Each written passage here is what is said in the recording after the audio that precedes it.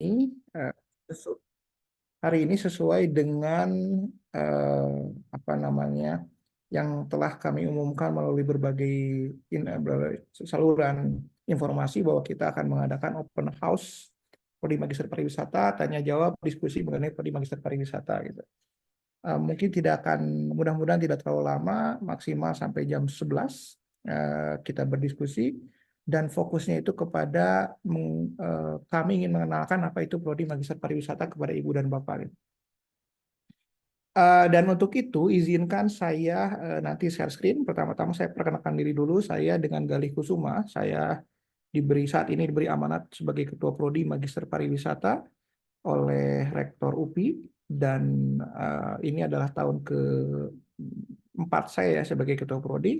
Tapi sebetulnya untuk pengelolaan prodinya sendiri baru 3 tahun karena baru ada mahasiswa di tahun 2021 gitu ya Pak. Nah, izinkan saya share screen ini Bapak-Bapak. Ini terkait apa namanya? Kita akan membahas mengenai profil Magister Pariwisata gitu. Ibu Bapak, Magister Pariwisata itu kita mulai dengan apa namanya? Semacam profil dulu ya, bahwa ya memang investasi terbaik itu ya pendidikan, pengetahuan, eh, bunganya ya paling bagus yang dapat kita bisa dapatkan. Kalau lebih seperti itu dari Benjamin Franklin gitu. Itulah kemudian kami percaya bahwa apa yang kami tawarkan di Prodi Magister Pariwisata itu memang bisa membantu ibu bapak di karir, juga di eh, apa namanya, di pendidikan ibu bapak gitu ya. Nah, kita mulai dengan apa dan bagaimana profil Prodi Magister Pariwisata. Ibu bapak, tadi sudah saya sampaikan eh, bahwa saya sudah menjadi Kaprodi sejak 4 tahun lalu. Itu bertepatan dengan resminya Prodi ini berdiri. Jadi Prodi ini berdiri atau diresmikan itu pada tanggal 6 April 2020 melalui SK Rektor UPI. Sebagai catatan Ibu Bapak, bahwa UPI itu adalah PTNBH. Jadi kita itu adalah kampus yang satu dari sedikit kampus yang berhak untuk membuka prodi tanpa melalui kementerian. Jadi kalau kampus lain itu kalau membuka prodi harus ke kementerian, kita cukup dengan SK Rektor karena kita dianggap sebagai perguruan tinggi yang otonom, termasuk yang terbesar, bersamaan dengan UI, misalkan ITB, IPB, UGM, dan lain sebagainya. Jadi kita UPI itu salah satu yang perguruan tinggi terbesar yang punya hak seperti ini gitu. Tapi mungkin Ibu Bapak masih ingat bahwa 2020 itu pandemi. Jadi saat itu kita tidak menerima mahasiswa. Baru April, Maret itu kan pandemi Pak. April baru ada SK-nya. Kita akhirnya memutuskan tidak menerima. Dan kita baru menerima mahasiswa baru itu tahun 2021. Jadi walaupun kemudian berdirinya 4 tahun lalu, tapi sebetulnya berjalannya baru 3 tahun lalu gitu ya. Baru-baru ya relatif sangat mudah. Bahkan mungkin hitungannya lulusannya itu ya baru 2 angkatan sebetulnya. Nah, kita itu sebetulnya digagas oleh program internasional yang namanya INTEM, INTM. Itu kerjasama antara beberapa kampus di Indonesia dan di Belanda, terutama di Leiden University, dan di Yunani gitu. Jadi kurang lebih 7 perguruan tinggi di Indonesia dan di luar negeri berkumpul, kemudian kita merancang kurikulum untuk magister pariwisata. Nah, kurikulum ini sebetulnya bukan untuk spesifik untuk prodi ini, tapi kemudian prodi ini adalah didesain berdasarkan kurikulum yang dibentuk secara bersama-sama gitu. Kurang lebih seperti itu, Ibu Bapak. Jadi ini memang berbasis kurikulum internasional dari 7 perguruan tinggi dalam dan luar negeri. Walaupun sekarang kurikulumnya ada beberapa penyesuaian, dan nanti juga akan saya sampaikan beberapa kurikulumnya. Tahun ini kita juga ada perubahan kurikulum, nanti juga saya sampaikan. Beberapa hari yang lalu saya dapat informasi dari teman-teman yang menghandle WhatsApp bahwa ada juga Pak Ibu Bapak yang bertanya mengenai kurikulum. Kita sudah share juga ya link kurikulum yang ada di website, tapi itu adalah kurikulum yang tahun ini. Nah, tahun depan kalau misalkan Ibu Bapak bergabung, September itu kurikulumnya ada perubahan sedikit. Nanti akan saya sampaikan seperti apa. Akreditasi. Nah, ini juga salah satu pertanyaan yang cukup sering muncul di pertanyaan teman-teman di melalui WA atau di Instagram. Saat ini kami itu karena baru 3 tahun menerima punya mahasiswa, kita lulusannya belum banyak. Eh, Sebetulnya cukup banyak untuk ukuran apa namanya usia kami, usia prodi. tapi tidak terlalu banyak. Jadi kita masih akreditasi awal ya, karena baru berdiri awal. Jadi kita diakreditasi itu tahun 2023. Jadi belum setahun nih, baru bulan apa keluarnya? Bulan Juni tahun lalu, Juni 2023, dan kita masih akreditasi awal, yaitu akreditasi baik. Tapi di November 2023 kita juga menyelenggarakan akreditasi internasional. Nah, akreditasi internasional itu dari Akuin, Ibu Bapak. Visitasinya sudah dilakukan bulan November 2023. Sebetulnya kalau sesuai janji dari Akuinnya, hasilnya harusnya keluar dari bulan Maret. Ternyata sampai sekarang belum keluar. Kemungkinan keluarnya bulan Juni atau Juli gitu. Kami mendapatkan respon yang positif dan dari teman-teman asesor Akuin itu sangat positif prodi kita, dan kita cukup percaya diri bisa mendapatkan hasil yang baik dan sesuai dengan peraturan pemerintah. Kalau kemudian akreditasi sebuah prodi mendapatkan akreditasi internasional yang diakui, Akuin adalah salah satu yang diakui, kita akan menjadi prodi unggul gitu ya. Mudah-mudahan dalam waktu dekat, kita juga sedang menunggu Ibu Bapak. Kami banyak bekerja sama, baik dengan institusi pendidikan, institusi kepariwisataan, ataupun non-kepariwisataan. Dengan Kemenristek Dikti, kita punya kerjasama 2 tahun berturut-turut, tahun 2020-2021, 3 tahun ya, 2020, 2021, 2022, itu untuk pengembangan modul digital kepariwisataan. Kita dipercaya untuk mengembangkan modul digital untuk pembelajaran pariwisata di seluruh Indonesia. Gitu ya. Kemudian juga dengan Kemenparekraf, kita banyak kerjasama di beberapa pelatihan, terutama di Jawa Barat. Kemudian dengan Bank Indonesia kita pendampingan di beberapa desa wisata, itu anggaran dari Bank Indonesia dan kita menjadi tim pendamping ahli. Dari Yayasan Pendidikan Astra juga sama, saat ini bahkan kita kerjasama kurang lebih cukup panjang, sekitar 3 tahun untuk mendampingi beberapa sekolah menengah kejuruan di daerah 3T. Kemarin saya baru pulang dari Rote. Rote itu pulau paling selatan Indonesia, dan di sana juga mendampingi teman-teman SMK 1 Negeri Rote Barat gitu. Nah, nanti kita juga kerjasama di SMKN 1 Lebak gitu ya. Jadi ini memang ke arah pendidikan gitu. Dengan perhutani kita ada pengembangan wilayah perhutani, kita juga menjadi pendamping. Dan kalau untuk dinas kita cukup banyak ya, mulai dari terutama di Jawa Barat, Bandung, Kabupaten Bandung, Bandung Barat, Cimahi, itu sudah sering dengan kita gitu. Sifatnya memang tidak pendampingan, tapi lebih kepada kebutuhan pakar. Jadi dosen-dosen kita menjadi pakar di dinas-dinas ini, diundang menjadi pembicara. Kurang lebih seperti ini kerjasamanya gitu. Di bidang lain ini yang saya lupa memasukkan, ada beberapa kerjasama yang di luar ini, yaitu kita kerjasama dengan UiTM, kampus dari Malaysia, kerjasama dengan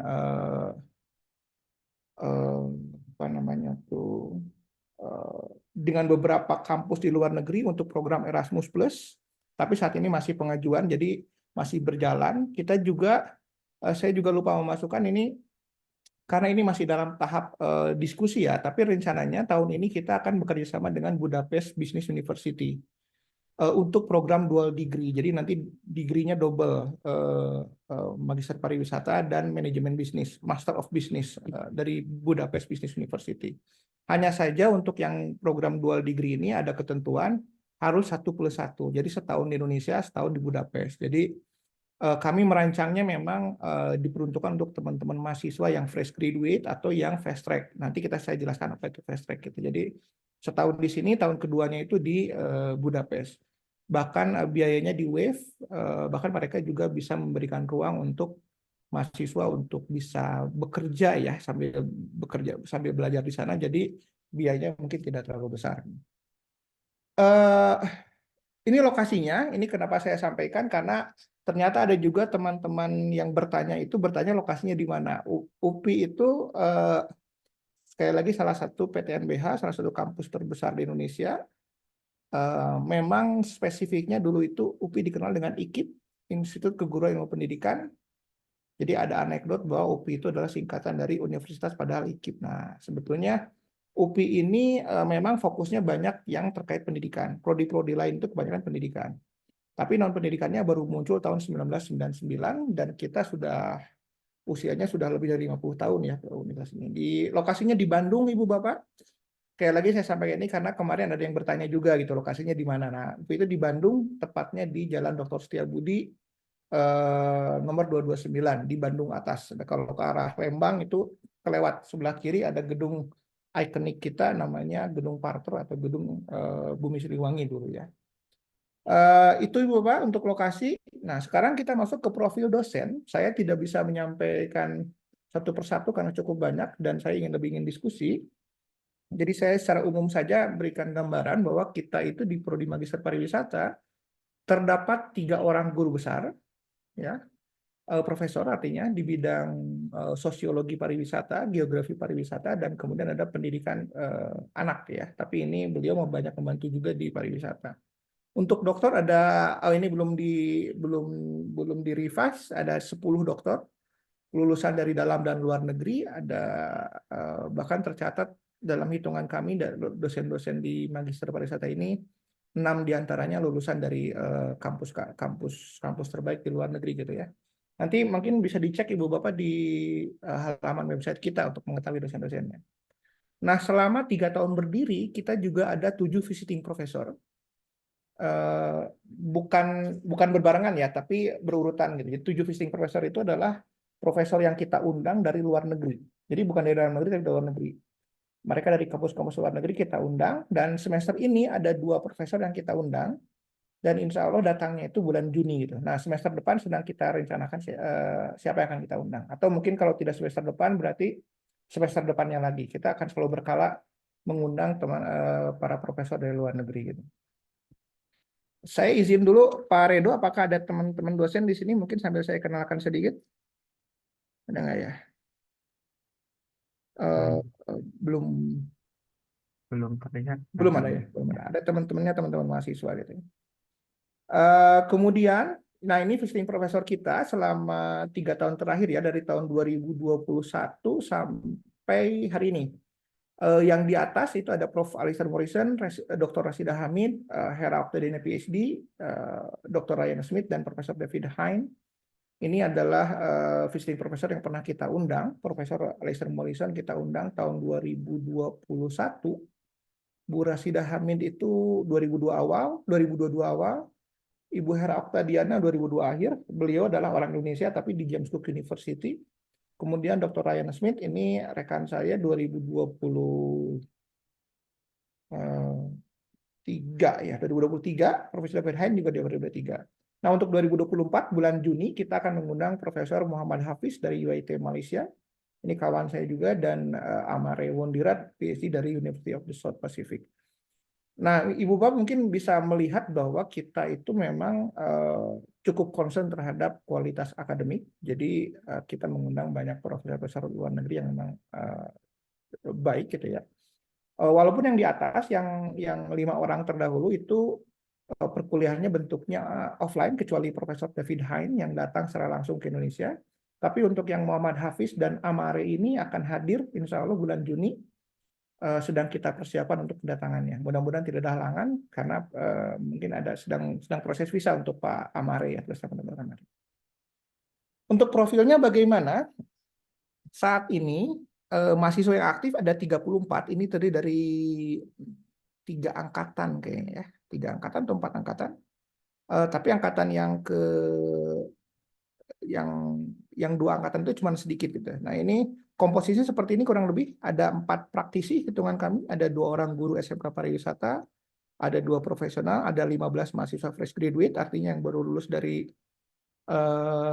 kampus, dari S1 kemudian lanjut, dan ada 11 mahasiswa fast track. Nah, mahasiswa fast track ini adalah mahasiswa yang khusus jalur masuknya itu dari jalur mahasiswa UPI S1, kita punya 5 prodi S1 pariwisata di UPI, ada 11 diantaranya kemudian dilanjut langsung ke S2. Jadi mereka masih semester 7, tapi sudah masuk kuliah S2. Jadi berbarengan, semester S1-nya belum selesai, S2-nya sudah masuk. Di sini sebenarnya beberapa juga hadir ya di sini, kayak tadi saya lihat ada beberapa teman-teman mahasiswa saya hadir di sini. Kurang lebih seperti ini komposisi mahasiswa aktifnya. Sementara yang sudah lulus itu juga ada 20. Sebetulnya gini, saya jelaskan dulu bahwa profil lulusan kami itu kita merancang ada 5 profil lulusan. Yang pertama adalah peneliti dan akademisi pariwisata tentu. Profesional bidang pariwisata, ini berarti yang bekerja di bidang pariwisata. Entrepreneur kepariwisataan berarti yang berwirausaha di bidang pariwisata. Konsultan pariwisata ini kita pisahkan dengan entrepreneur karena memang spesifik keahliannya untuk riset praktikal gitu ya. Kemudian yang terakhir pengambil kebijakan bidang pariwisata. Ini berarti yang bekerja di dinas, di kementerian, ini masuk juga profilnya gitu ya. Nah, saat ini kita punya sebetulnya punya beberapa mahasiswa. Tadi saya belum ini ya, kayaknya ada yang terlewat di sini nih. Ini ada yang terlewat, ada juga dari teman-teman yang bekerja di Dinas Pariwisata, ada 2 orang. Ini terlewat, mohon maaf. Jadi ada Pak Rizky kalau tidak salah dari Dinas Pariwisata Sumedang dan Pak Afgani dari Dinas Pariwisata Subang. Nah, dua-duanya bukan di Bandung, jadi mereka mengikuti program perkuliahan itu dengan Blokmed. Nanti saya sampaikan seperti apa itu Blokmed. Nah, kalau lulusan yang existing sekarang, kita punya 20 lulusan saat ini. Jadi kemarin baru cukup banyak lulusan yang mahasiswa kita yang lulus, baru bulan Februari lalu. Kalau kita, dan jadi lulusan pertama kita itu tahun 2023 bulan Februari. Dan alhamdulillah per saat ini kita bisa, berdasarkan catatan kita, ada setidaknya 7 orang mahasiswa lulusan kita yang menjadi dosen. Jadi setelah lulus mereka kemudian diterima sebagai dosen. Ada juga yang sedang mengajukan, kalau kemudian masuk berarti bisa lebih dari 7 orang. Ya.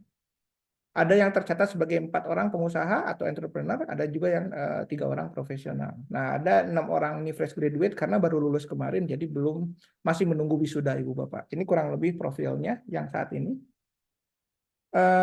Bagaimana kurikulum prodi Magister Pariwisata? Nah, ini mungkin bisa ingin saya jelaskan. Kita kurikulum Magister Pariwisata ada 4 komponen. Yang pertama mata kuliah pengembangan keahlian akademik. Ini kami sebut juga dengan atau mata kuliah PKA ya, PKA. Mata kuliah PKA ini mata kuliah dari universitas. Jadi universitas yang ngasih 7 SKS besarnya. Nanti saya perlihatkan apa saja di bawah. Kemudian ada mata kuliah PKBI, yaitu pengembangan keahlian bidang ilmu. Jadi bidang ilmu pariwisata, 3943. Nah, ini juga ada pertanyaan kemarin, Pak, ada konsentrasi nggak di Prodi Magister Pariwisata?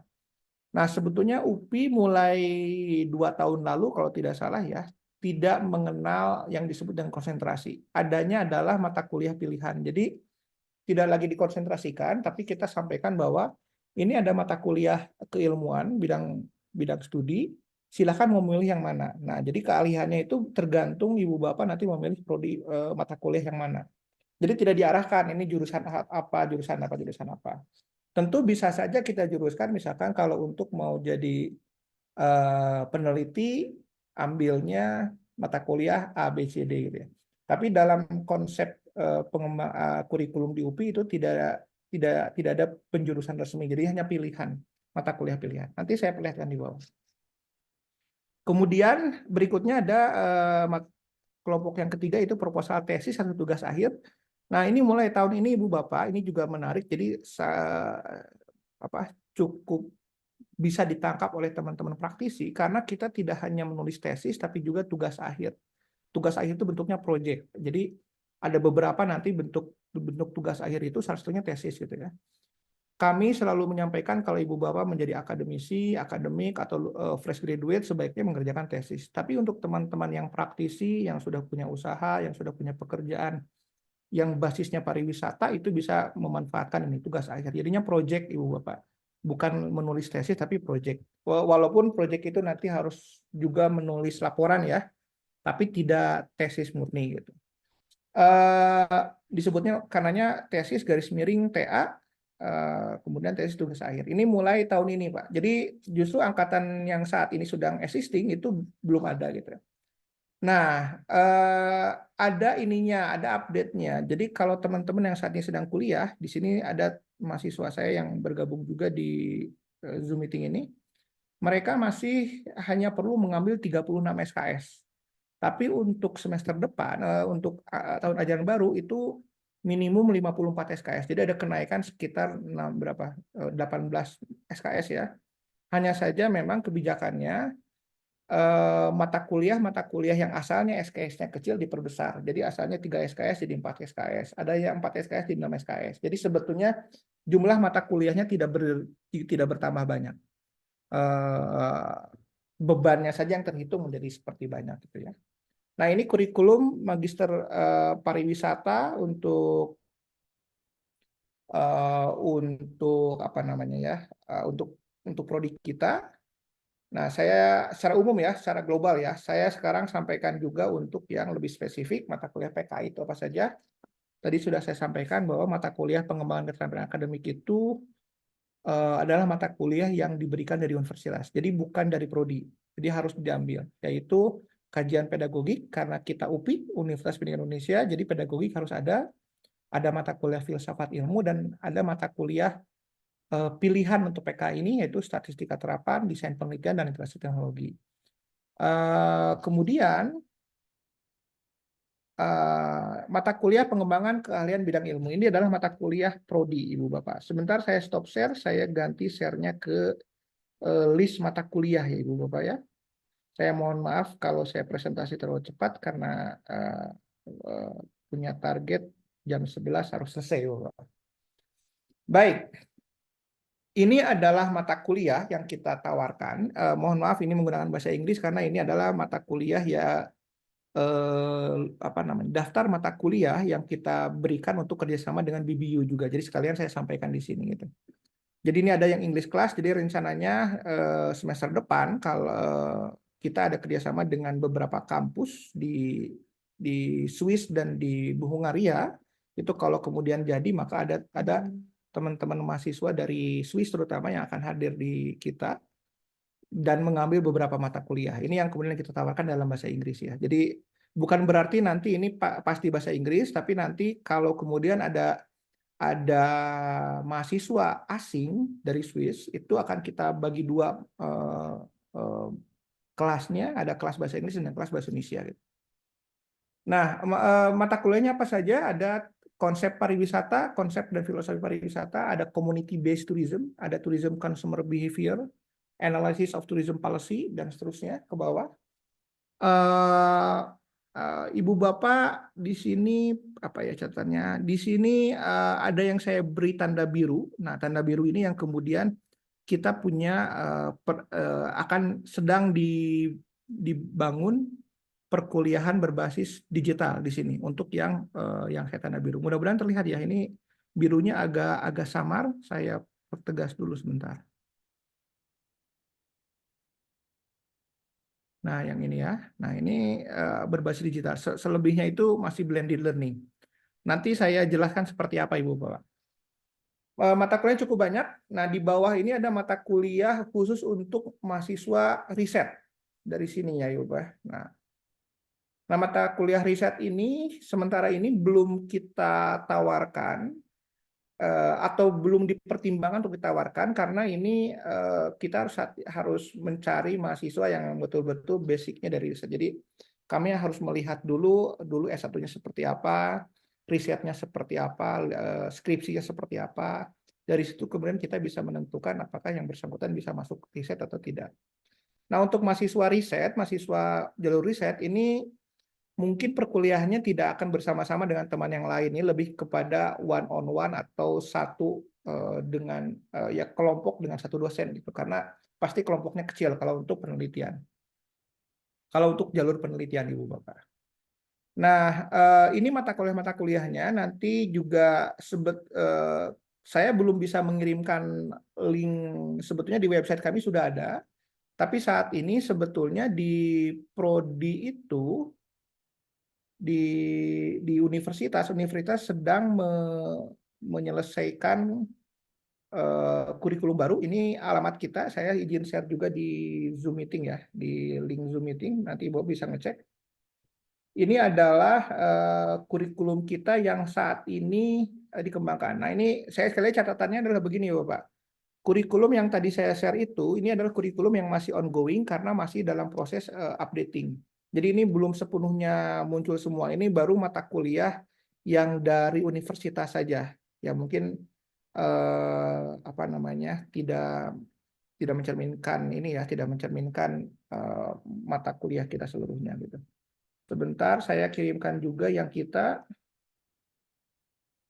Oke, nah ini mata kurikulum Magister Pariwisata juga bisa dicek di website kita, Ibu Bapak. Ada nama-nama mata kuliahnya bisa dicek. Per setiap mata kuliah juga ada lingkupnya apa yang dipelajari. Saya share juga di grup. Ini juga catatan Ibu Bapak, saat ini sedang proses perbaikan kurikulum, jadi mungkin nanti ada perubahan sedikit, tambahan lah sebetulnya, tambahan mata kuliah yang akan kita tawarkan sebetulnya. Tapi kurang lebih seperti ini Ibu Bapak ya. Nah, lainnya kita masuk ke mana lagi ya, sebentar.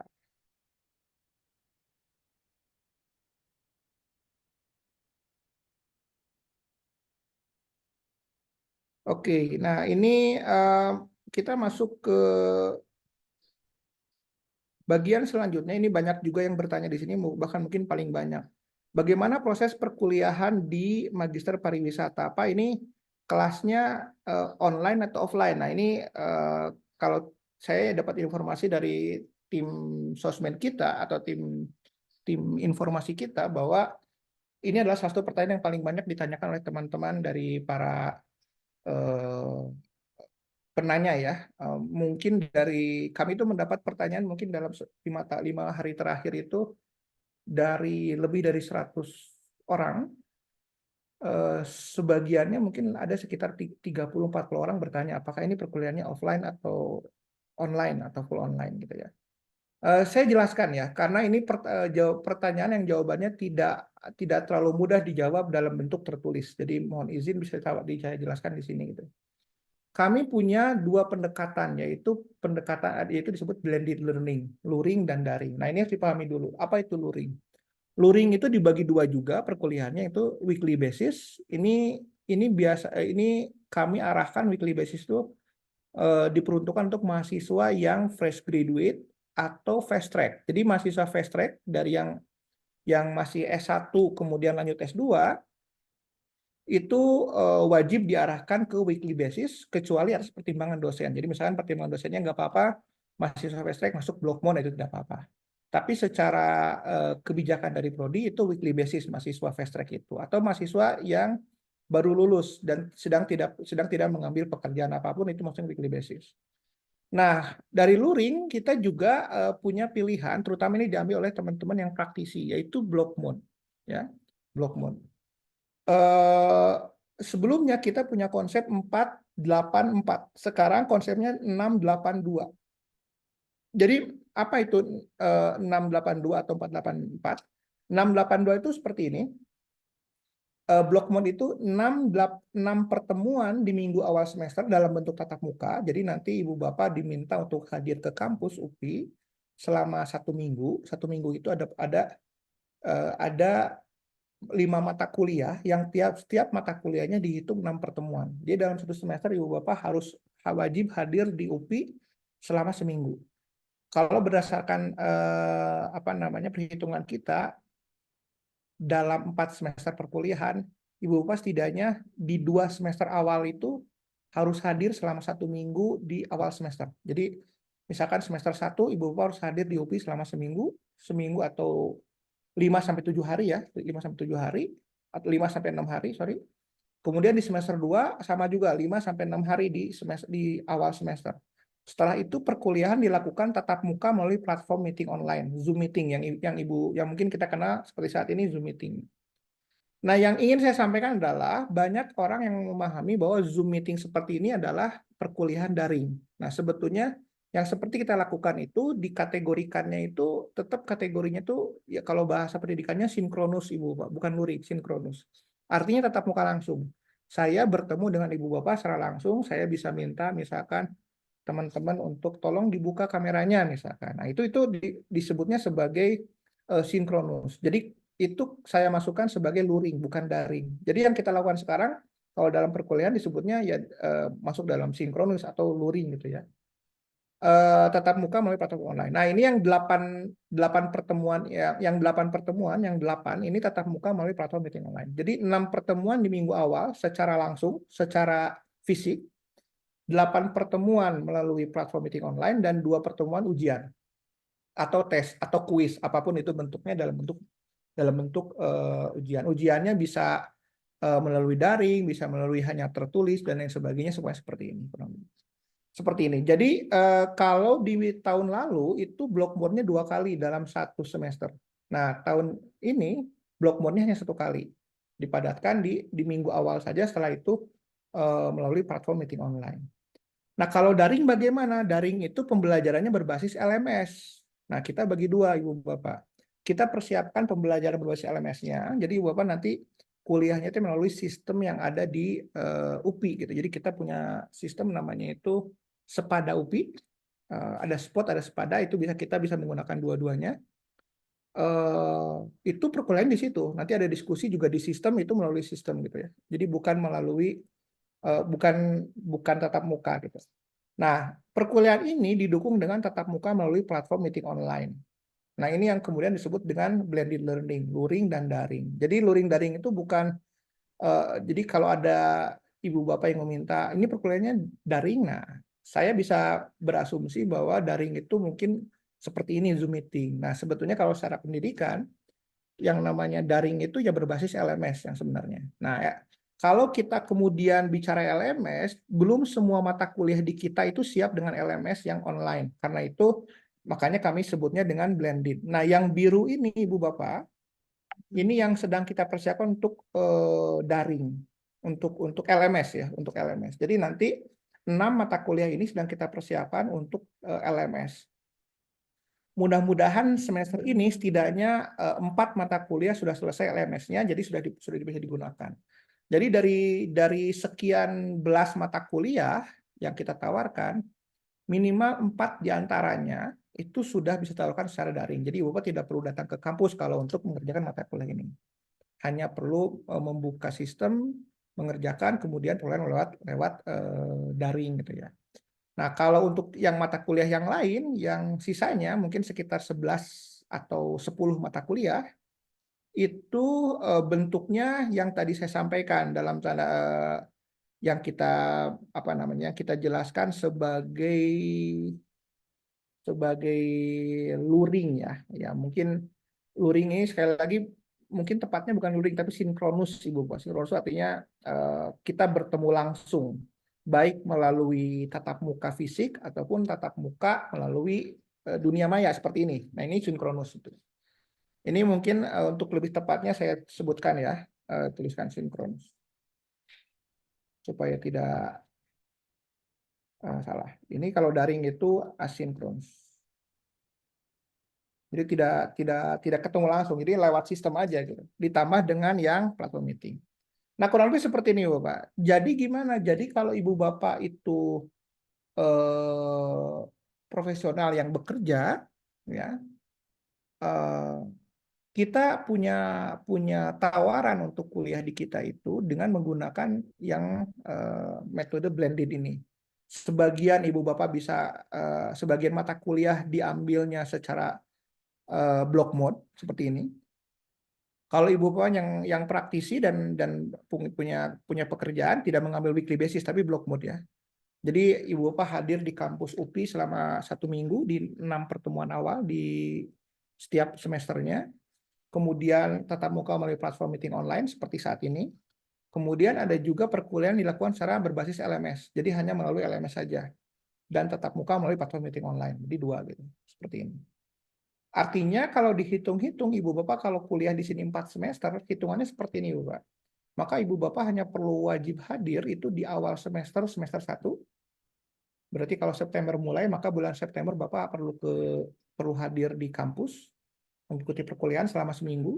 Kemudian semester 2 mulainya bulan Februari di tahun berikutnya. Berarti Bapak harus hadir juga di awal Februari, mungkin minggu 1 atau minggu 2, biasanya minggu kedua Februari atau minggu ketiga, selama seminggu full juga. Setelah itu bisa kembali bekerja tempatnya masing-masing. Dan semester 3, kalau Ibu masih punya block mode yang harus diambil, ya kembali lagi. Tapi kalau tidak ada, kalau perkuliahan sudah beres, maka semester 3 Ibu Bapak bisa fokus ke penelitian. Saya sedang merancang semester 3 itu kami berharap Ibu Bapak tetap datang ke kampus karena justru yang paling berat itu sebetulnya berdasarkan pengalaman saya adalah ketika mengerjakan tugas akhir. Itu kalau nggak dikumpulin biasanya nggak selesai. Biasanya nggak selesai karena itu kita rencananya semester 3, kalau dulu di angkatan-angkatan sebelumnya, semester 3 itu tidak ada perkuliahan sama sekali. Jadi fokus kepada penelitian masing-masing mahasiswa gitu. Hanya ternyata ketika diberi kebebasan begitu ya semakin sulit karena mahasiswa itu harus ada pertemuan sepertinya Pak. Jadi ini menarik juga ya Pak. Saya ingin sampaikan begini. Eh, eh, Pertanyaan antara apakah ini kuliahnya online offline itu bukan saat ini aja. Sebelumnya juga sudah ada. Yang menarik adalah teman-teman yang dulunya berharap bisa kuliah online, pada saat perkuliahan berjalan mereka bilang begini, Pak kita merasa kurang kalau kuliah online, inginnya offline, ingin bertemu, ingin diskusi gitu. Justru online itu malah merasa kurang. Ini terjadi beberapa kali terkonfirmasi. Jadi justru karena itu ketika ada pertanyaan kenapa tidak bisa full online, karena kita ingin memastikan kualitas pembelajaran itu dengan standar yang cukup baik gitu ya. Tentu masih ada perbaikan yang harus diperbaiki oleh kami internal, tapi fokus kita di situ. Oke, selanjutnya berapa lama rata-rata waktu lulus magister pariwisata? Mahasiswa kita ada yang lulus 3 sampai 5 semester. Angkatan awal itu agak terlambat 5 semester. Tapi angkatan yang sekarang ada yang lulus 3 semester. Jadi 3 sampai 5 semester. Untuk teman-teman yang bekerja, mungkin amannya itu antara 4 sampai 5 semester. Amannya itu karena biasanya jadi yang 3 semester itu setelah semester 2 mereka fokus mengerjakan tesis atau tugas akhirnya. Selesai 1 semester. Nah, tapi itu kita baru punya 2 orang mahasiswa yang lulusnya 3 semester, Ibu Bapak. Selebihnya itu kebanyakan antara 4 atau 5 semester. Nah, jadi kita kalau bisa dihitung-hitung, Pak bisa berapa tahun bisa lulus ya? Kalau mau kalau mau optimis ya 3 semester bisa sebetulnya. Hanya normalnya mungkin 4 semester ya, 4 semester. Saya sangat mendorong terutama untuk para yang teman-teman yang bekerja, yang punya apa namanya, punya kegiatan di luar itu normalnya itu 4 semester. Normalnya 4 semester. Oke. Apa saja persiapan untuk studi lanjut di prodi Magister Pariwisata, Ibu Bapak, untuk terutama ya ini berdasarkan feedback dari teman-teman mahasiswa gitu. Kuliah di kita itu bagi beberapa ada mata kuliah yang memerlukan Ibu Bapak untuk bisa membaca, suka membaca gitu, suka membaca. Jadi kita harus membaca artikel ilmiah, harus menulis. Jadi ya kalau bilang kesiapannya apa? Ya selain kesiapan finansial ya kalau ibu dari luar kota gitu ya, tapi juga seperti kesiapan mau nggak membaca, mau nggak menulis. Itu sebuah apa namanya pekerjaan yang mungkin tidak semua orang eh, bisa dengan mudah melakukannya. Jadi itu salah satu yang harus menurut saya persiapan yang bisa dimiliki, yang harus dimiliki oleh calon mahasiswa di kita gitu ya. Beberapa mata kuliah itu tugas akhirnya tuh harus menulis artikel gitu ya. Nah, itu mungkin kalau Ibu Bapak belum terbiasa itu akan kesulitan gitu ya. Di kita itu jarang sekali ada tugasnya kayak tugas S1 yang bertanya misalkan hafalan, bukan Pak. Jarang ada hafalan. Bentuknya selalu antara analisis atau sintesis. Analisisnya berarti pertanyaan yang analitik. Kalau sintesis biasanya dalam bentuk menulis artikel ilmiah atau draft artikel ilmiah, misalkan seperti itu. Jadi menurut saya itu yang perlu saya sampaikan. Nah, memang ada beberapa mata kuliah yang kita rancang khusus untuk teman-teman yang praktisi. Nanti saya jelaskan ya, saya lupa tidak menjelaskan tadi, tapi di akhir saya jelaskan. Oh, sekarang saja karena berikutnya cara mendaftar ya. Nah, Ibu Bapak, wah sudah 10.45, mudah-mudahan masih bertahan Ibu Bapak. Hmm, Maafkan kalau saya agak cepat ya karena tidak ingin mengganggu waktu Ibu Bapak terlalu lama. Di sini bisa terlihat Ibu, ada beberapa mata kuliah yang kita rancang sebetulnya untuk praktisi. Nah, ini contohnya begini Bapak. Ini ada program tourism project, ada immersive program ini. Ini kita rancang untuk praktisi. Sorry, warnanya saya rubah ya. Kemudian juga ini, kemudian tourism education juga bisa untuk praktisi, tourism entrepreneurship untuk praktisi juga bisa, kemudian tourism consumer behavior untuk praktisi bisa juga, dan analysis of tourism policy juga untuk praktisi bisa. Ini yang saya beri warna pink itu bisa menjadi opsi mata kuliah yang bisa diambil oleh para praktisi atau profesional ya. Artinya begini Bapak, Ibu Bapak mungkin sebagian sudah mengenal apa itu mata kuliah RPL. Nah RPL itu kalau resmi itu mengikuti pembukaan di UPI. Misalkan Ibu Bapak punya pengalaman sebagai manajer hotel, maka kalau mau program RPL, sekian mata kuliah ini bisa dikonversi. Misalkan mata kuliah RPL ini yang bisa dikonversi yang ini, Pak. Ini berdasarkan ini saya ya. Nah, ini bisa. Ini bisa dikonversi kalau Ibu punya pengalaman. Kemudian hospitality. Nah, ini juga bisa. Nah, ini bisa. Jadi artinya apa? Artinya kalau Bapak Ibu punya pengalaman, langsung daftar RPL, mata kuliah itu langsung dikonversi. Jadi pengalaman Bapak dikonversi di mata kuliah. Jadi Bapak tidak perlu mengambil sebagian mata kuliah karena sudah punya pengalaman itu. Itu RPL. Nah, kalau kami pendekatannya berbeda yang ini. Karena RPL itu jalur pendaftarannya hanya di semester 2 dan kita belum membuka saat ini. Kita rencananya baru tahun depan. Artinya baru di tahun 2026, tahun depan tahun depan itu maksudnya tahun ajaran yang berikutnya. Nah, RPL itu dibukanya semester genap. Jadi 2026 kita baru rencananya mau membuka. Nah, tapi kita punya pendekatan perkuliahan untuk praktisi. Kalau ibu bapak merasa punya pengalaman di bidang ini atau bekerja di bidang ini, misalkan ibu bapak bekerja guru, sebagai guru nih, tourism education, maka nanti bisa berkonsultasi dengan kami atau dengan saya nanti ya, seperti apa pekerjaan ibu bapak. Nanti kita bisa rancang bahwa mata kuliah ini kita jadikan proyek pribadi untuk ibu bapak. Jadi ibu bapak tidak perlu mengambil kelas secara tatap muka, tapi kemudian kita berikan tugas terstruktur yang terkait dengan pekerjaan ibu bapak. Jadi apa yang ibu bapak dikerjakan di sekolah, misalkan kalau guru, maka itu bisa dikonversi menjadi kredit, misalkan tourism education. Ya mungkin kalau guru tidak banyak ya yang bisa dikonversi, ya tourism education, mungkin yang lain juga nanti bisa kalau punya pengalaman di informasi teknologi boleh juga gitu ya. Tapi kalau praktisi misalkan bisa mengambil beberapa, tourism entrepreneurship bisa ngambil di sini, kalau ibu pengusaha bisa ngambil di beberapa, di 3 setidaknya, di tourism consumer behavior, tourism and entrepreneurship, information technology bisa diambil juga. Jadi, tapi itu case by case. Jadi tidak semua misalkan ibu bapak ada 3 orang yang praktisi, tidak semua tiga-tiganya bisa mendapatkan kebijakan yang sama. Bisa jadi yang satu hanya bisa mengambil 2 yang bukan dikonversi ya, yang dijadikan mata kuliah project atau tidak, atau yang sementara yang lain 3 gitu. Nah, kita juga punya mata kuliah spesifik untuk project ini 2 nih Ibu Bapak. Ini bisa Ibu Bapak ambil dan ini cukup besar SKS-nya, itu 6 SKS. Project itu kalau Ibu Bapak sedang mengerjakan project, misalkan Ibu Bapak dari pemerintah sedang mengerjakan project satu project gitu ya.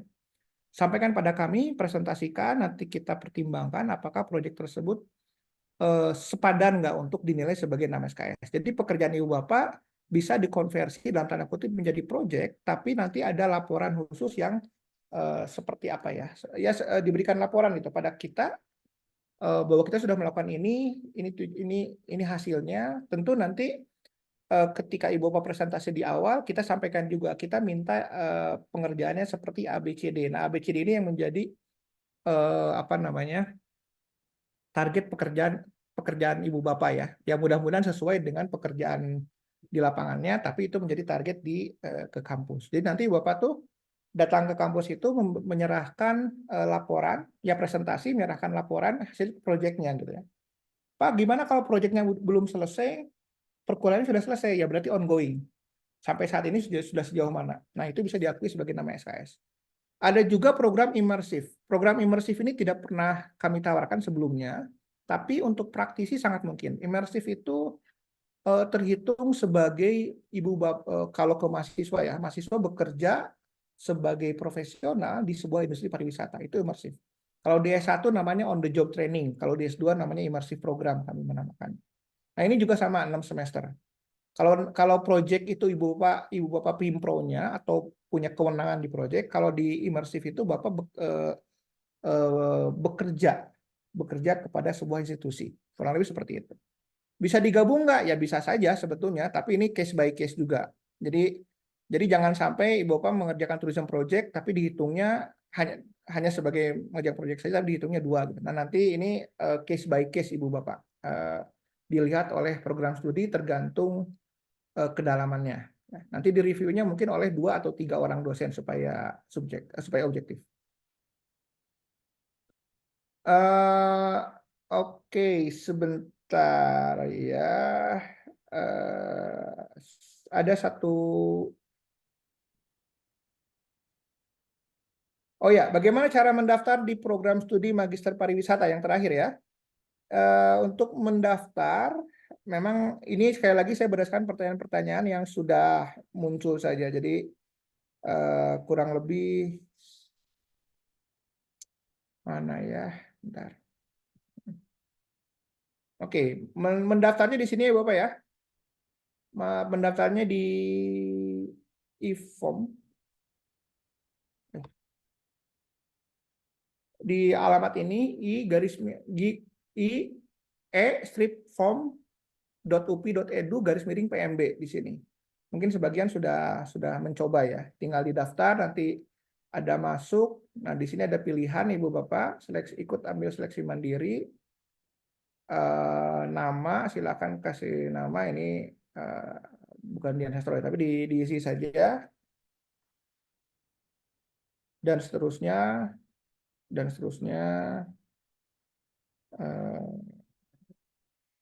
Gitu ya. Nah, kemudian di pilihan jenjang itu ambil S2, kemudian di sininya ambilnya pariwisata ya. Kalau mau ngambil pariwisata, ambilnya ini Bu Pak ya, awal perkuliahan ganjil.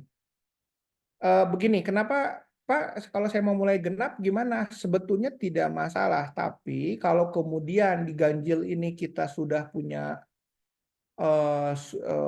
kita tuh kan maksimum capacity kelas itu adalah 2x20 Pak. 2 kelas kali 20 siswa. Kalau kemudian di awal itu sudah lebih dari udah mencapai 2x20, maka yang genap tidak bisa diambil, tidak bisa ditawarkan, akan ditutup gitu. Kecuali kita nambah dosen ya, karena dosennya kan terbatas. Jadi kemungkinan kalau sebaiknya ngambil yang awal perkuliahan. Hanya di kasus-kasus tertentu yang misalkan Pak saya nggak bisa di perkuliahan ganjil, hanya bisa di genap ya sudah tidak apa-apa ya. Tapi itu tergantung kasus seperti apa nanti yang diterima. Pilihan 2-nya, Ibu Bapak kalau memang mau ke pariwisata, pilihnya pariwisata lagi aja. Ya, pilih di awal bulan ganjil, baru submit. Setelah disubmit, nanti Ibu Bapak, ini ada bayar.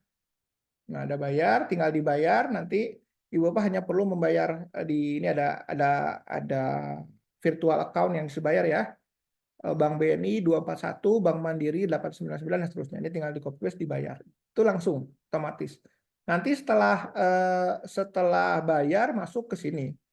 Masuk ke mana? Ke nanti udah bisa selanjutnya gitu. Tinggal menunggu ujian. Ujiannya tanggal 20 Mei kalau tidak salah ya. Nanti saya tanya lagi apa namanya? Saya cek lagi informasinya tapi kurang lebih 20 Mei gitu. Kurang lebih seperti itu Ibu Bapak, apalagi ya, saya cek lagi. Sepertinya memang informasi awalnya sudah sekian Ibu Bapak, sudah sampai di situ dulu. Dan saya ini 10.55 mohon maaf nih, kan targetnya jam 11 ya. Kalau memang teman-teman ada kegiatan lain silahkan. Tapi saya ingin mengundang teman-teman untuk bertanya jika ada, silahkan. Enggak. Baik, Pak Edo, kembali kepada Edo. ya, terima kasih Pak Gali atas penjelasannya, luar biasa sekali. Mungkin tidak akan berpanjang lebar. Di sini di chat juga sudah ada yang ingin bertanya, lalu sudah ada yang raise hand seperti itu. Kita buka pertanyaan. Saya beri kesempatan dulu untuk yang di chat ini ada Pak Khairul. Ingin bertanya langsung Pak Khairul Arda. Baik, Kang. Terima kasih. Selamat pagi, Pak Gali Sampurasun. Sampurasun Pak Heru. Terima kasih atas izin Pak bertanya. Perkenalkan Pak, nama saya Adha Pak. Saat ini mungkin sudah setahun kemarin Pak, saya ingin sekali sekolah Pak untuk bisa bergabung bersama teman-teman di Magisnya UPI. Alhamdulillah berikan kesempatan sekarang Zoom meeting karena sekarang saya masih di Lombok Pak. Kalau misalnya agak sedikit noise, mohon maaf Pak Gali. Siap, Pak Saya Arda. perlu usaha Pak. Domisili saya di Padalarang Pak, di Kota Baru Parahyangan, Bandung Coret. Saat ini saya di Lombok sedang ada kegiatan event Pak. Saya pelaku usaha di bidang tour and travel Bapak Gali. Ya, Pak. Domisili kami atau ruang lingkup kami di bidang MICE Pak. Siap. Oke, izin bertanya Pak. Yang pertama mengenai proses pendaftaran. Saya itu background-nya tidak selinier dengan pariwisata Pak untuk S1-nya. Pertanyaannya, apakah nanti ketika melakukan pendaftaran itu ada proses matrikulasi Pak? Ya. Itu yang nanti bukan satu linear, itu harus ada kelas dulu yang sama agar bisa disesuaikan, bisa beradaptasi dengan dunia pariwisata. Kemudian yang kedua Pak, terkait dengan yang namanya tadi adanya kurikulum atau apa yang mata kuliah Pak. Mata kuliah yang bisa diambil oleh di luar mahasiswa atau yang saat ini kami sedang bekerja di dunia pariwisata Pak. Nah itu apakah ada pemberlakuan khusus Pak dengan milih misalnya saya di bidang tourism and entrepreneurship kalau nggak salah di situ, itu seperti apa sih Pak mekanisme Ya. kami ketika apakah itu udah apa ya kesempatannya diberikan hanya satu mata kuliah untuk satu mahasiswa saja ataukah per mata kuliah itu mahasiswa itu bisa beberapa mata kuliah yang diambil yang sesuai dengan praktisnya gitu Pak. Ya, siap. Tadi Satu lagi Pak. silakan Pak Arda. Satu lagi Pak, kalau Silakan, Pak misalnya Arda. ada nggak sih Iya Pak, kalau misalnya on the spot Pak konsultasi secara langsung ke kantor atau sekretariatnya Bapak mengenai pertanyaan-pertanyaan yang mungkin kalau misalnya bertanya secara langsung bisa tuh Pak ya.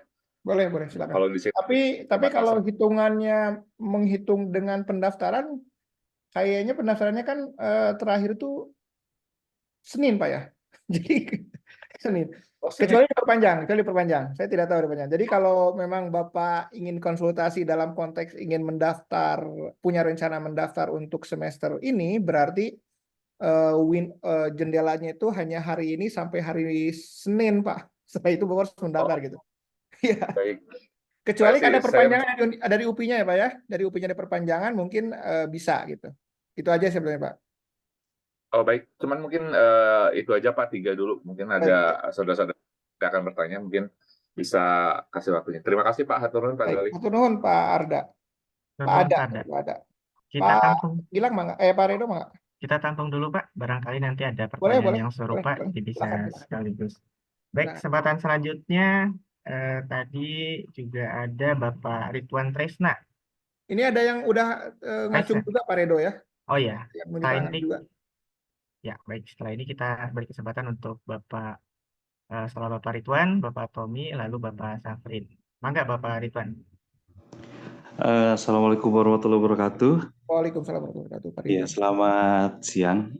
Perkenalkan saya Ridwan Tersanugraha, izin dari Tasikmalaya. Nah, kebetulan saya lagi di Jakarta dan sebetulnya apa yang saya pertanyakan hampir sama dengan pertanyaan Pak Hairul, karena yang pertama basicnya saya pun untuk S1-nya itu mungkin tidak linear dari teknik informatika ya. Kemudian dan kebetulan ternyata background dengan Pak Hairul juga sama.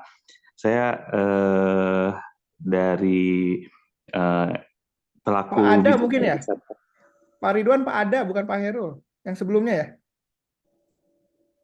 Iya, yang Ya, bertanya Pak Ada. sebelumnya. Iya. Oh iya Pak Ada ya. Iya, jadi saya pun dari pelaku pariwisata dari memiliki biro tour travel.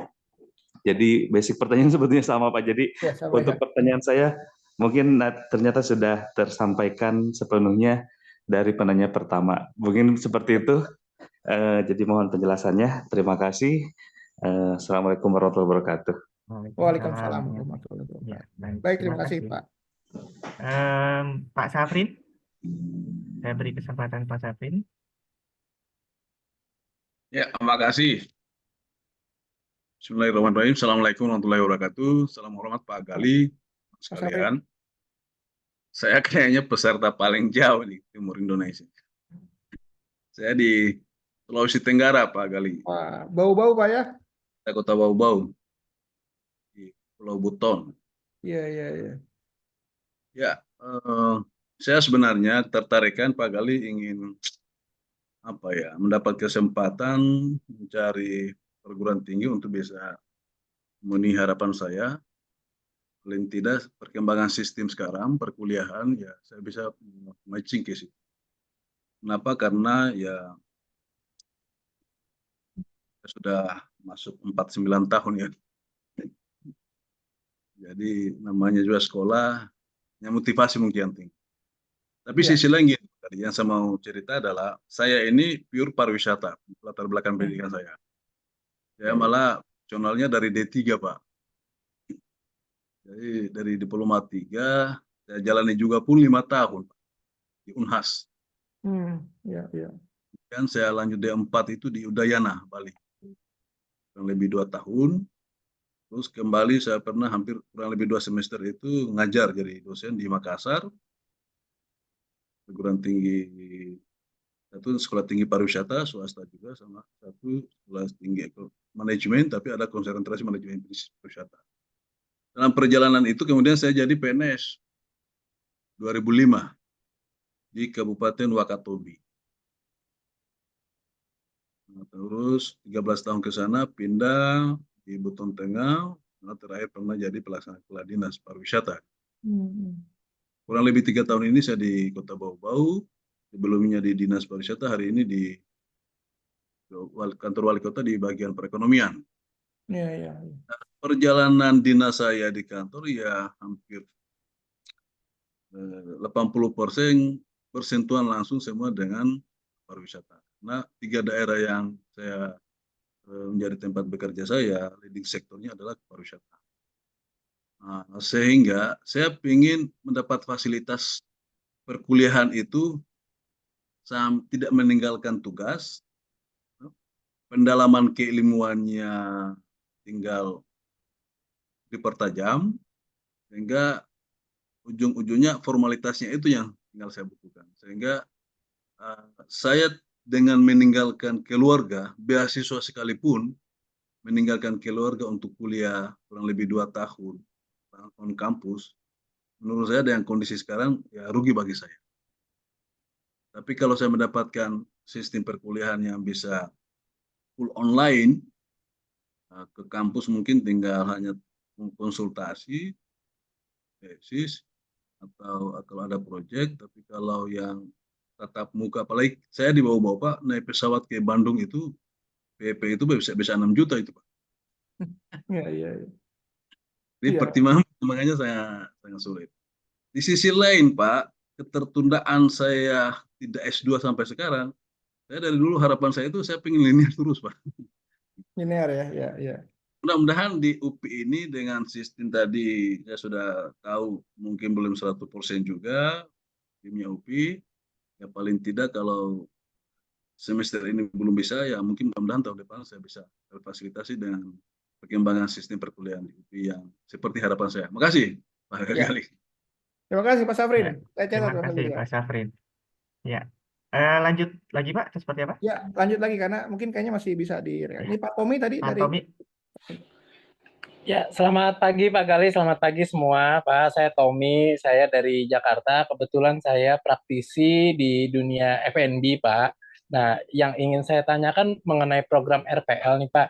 Jadi kan tadi Pak Gali udah sounding perihal RPL itu apa aja SKS yang bisa dikonversi. Nah, yang saya mau tanyakan lagi adalah mengenai imersi program itu. Kebetulan saya diamanahkan menjadi operation manager di satu restoran, jadi saya pegang kurang lebih 7 outlet. Apakah itu imersi program bisa dikonversi juga dengan keadaan saya sekarang, Pak? Terima kasih.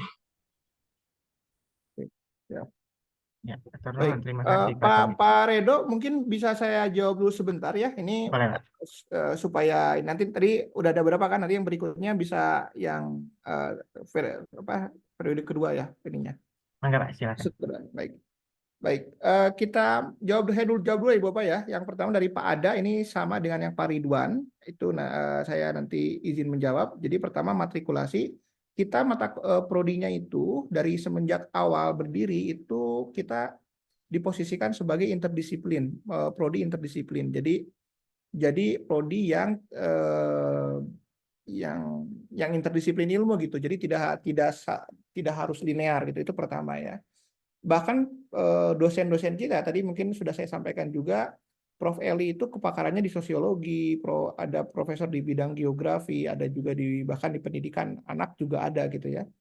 Ada juga yang kemudian bahkan pendidikannya di kimia, cuma nanti beliau ngajar juga di topik kontemporer pariwisata terkait bagaimana halal food, kemudian waste management gitu. Nah, kalau Ibu Bapak melihat dosen-dosennya lingkupnya memang broad, luas gitu ya. Sebetulnya itulah kemudian kita membuka mata kuliah ini dalam bentuk interdisiplin. Jadi siapapun yang lulusannya non pariwisata itu boleh masuk gitu ya. Apakah ya memang akan lebih, bukan lebih berat ya, pekerjaan rumahnya lebih berat dibandingkan teman-teman yang mungkin lulusan S1. Itu saja sebetulnya. Artinya misalkan kita sedang membahas halal tourism ya, atau membahas sustainable tourism misalkan. Untuk teman-teman yang punya latar belakangnya bukan di pariwisata, mungkin sustainable tourism adalah istilah baru. Nah, berarti kan harus lebih banyak belajar, lebih banyak baca. Hanya di situ saja.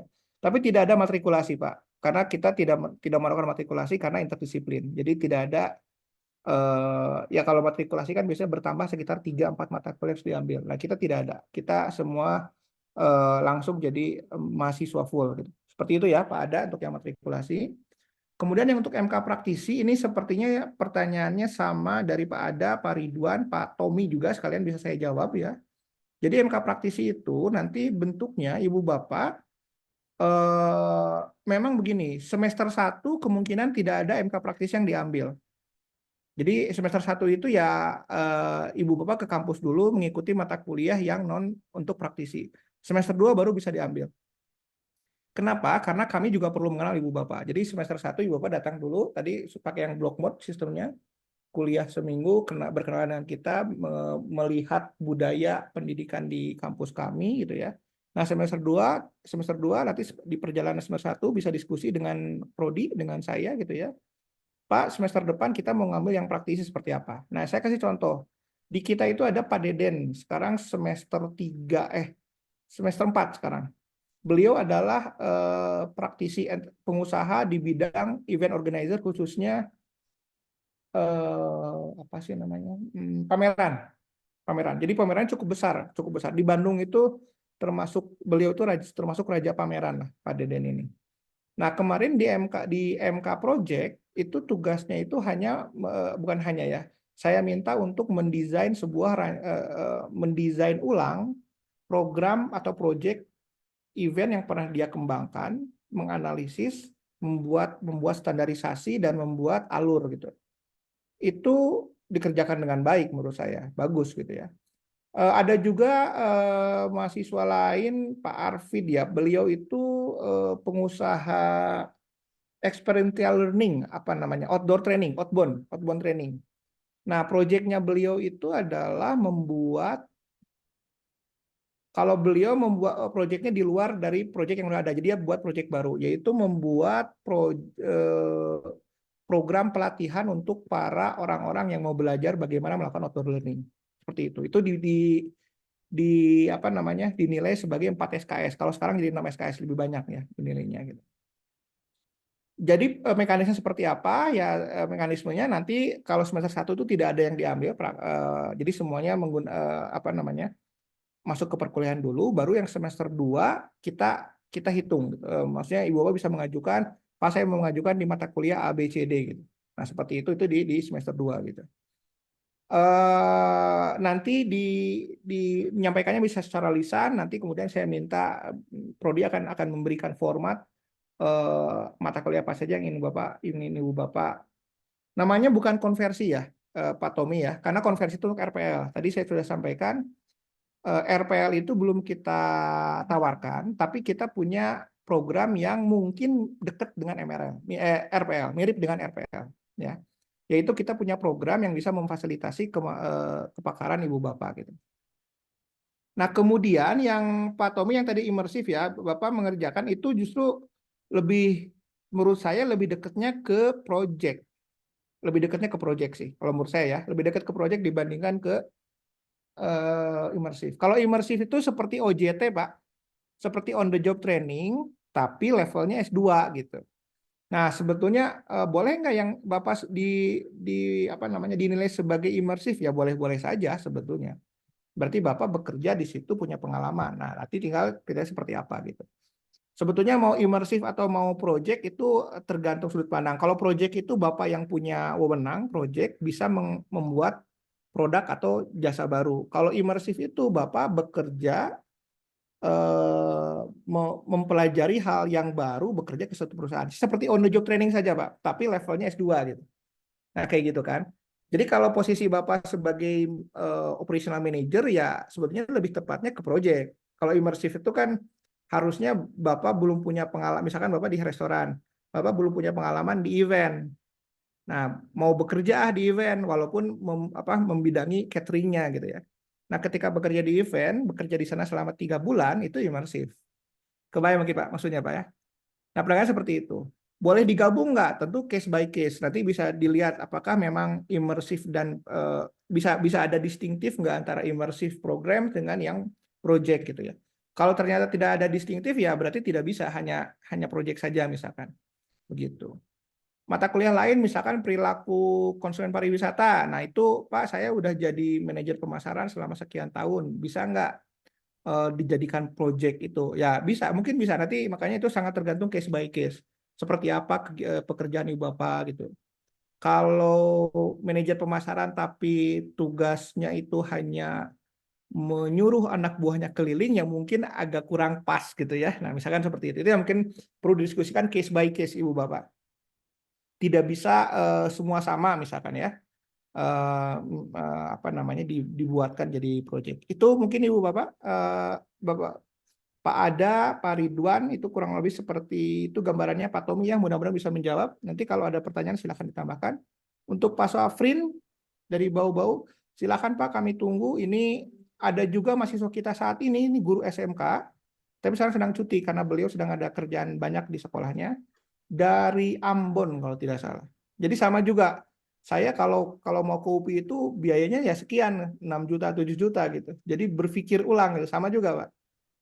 Beliau bimbingan saya sekarang lagi cuti sih, lagi cuti karena lagi izin sedang ada kegiatan. Tapi saya perbolehkan untuk bimbingan, nggak masalah buat saya gitu, buat bimbingan. Nah itu bagus Pak, penelitiannya tesisnya bagus. Beliau itu tentang gender, bagaimana laki-laki dan perempuan itu memilih karir di bidang pariwisata. Itu bagus, Bu. Jadi sekarang sedang kuliah sedang cuti ya. Mungkin semester depan mulai lagi. Itu dari Ambon ya. Jadi sangat mungkin Pak Safrin dan yang bersangkutan juga kayaknya ke Bandung itu baru berapa kali ya? 4 kali mungkin ya, kan dengan bimbingan dengan ujian gitu. Jadi ya memang, nah bagusnya beliau Pak Safrin, beliau itu rajin membaca, jadi ketika diskusi itu mengalir sekali. Mudah-mudahan kita bisa ada jodoh bertemu Pak Safrin ya. Terima kasih Pak. Baik Ya, Pak. makasih Pak. Ya baik. Pak Redo, mangga Ya, silakan. ya, terima Pak Gali. Kita buka lagi. Ada Pak Agus, Pak Zulkifli, dan Pak John Wilbert. Nah, saya beri kesempatan pertama ke Pak Agus terlebih dahulu. Silakan Pak Agus. Baik, terima kasih. Bismillahirrahmanirrahim. Sampurasun, Pak Gali. Rapes, Pak. Terima kasih. Pak, mudah-mudahan saya mudah-mudahan nih pertanyaannya tidak sama gitu ya, atau mungkin sama. Saya sudah S2 Pak, tapi manajemen administrasi publik. Hari ini saya bekerja dapat amanah dari kawan sebagai kepala sekolah SMK pariwisata Pak di Bogor. Terus kemudian saya juga seorang dosen di Akademi Pariwisata CBI Sukabumi dan saya sudah punya NIDEN. ternyata saya memang harus punya MPAR nih Pak gitu kan. Nah, apa bisa dari HP itu dikonversi, apa sama tidak pertanyaan dengan yang sebelum-sebelumnya gitu kan Pak. Nah itu satu Pak gitu kan. Dari S2 saya MPAR, apa ada yang bisa